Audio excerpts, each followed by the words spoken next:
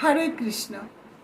এই পৃথিবীতে তো অনেক মানুষ আছেন, কিন্তু কোন মানুষগুলো ভগবানের কাছে সেরা জানেন? শুনুন তাহলে। ভগবান বলেছেন, হাজারো ফুলের মধ্যে যেমন গোলাপ সেরা, ঠিক তেমনি হাজারো মানুষের মধ্যে যে আমার নাম করে সেই আমার কাছে সেরা।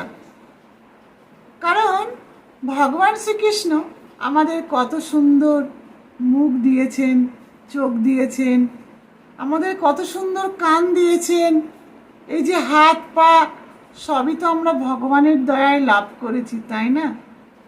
বুঝে দেখুন, কিছু মানুষের মধ্যে হয়তো কারোর চোখ নেই, সে দেখতে পায় না, চোখ থাকতেও সে অন্ধ। আবার কিছু মানুষের মুখ আছে অথচ সে কথা বলতে পারছে না, কান আছে অথচ শুনতে পাচ্ছে না, কারোর হয়তো একটা পা নেই, কারোর হয়তো একটা হাত নেই।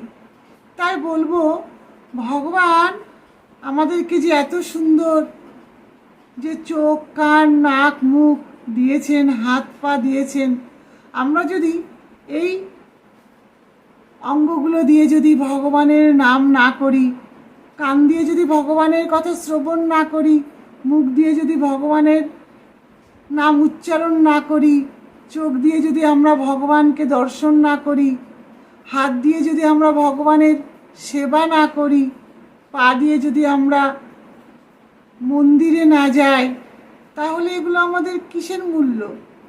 তাই যিনি ভগবানের নাম করেন, সর্বদা সৎপথে থাকেন, সৎকর্ম করেন, ভগবানের কাছে সেই প্রিয়।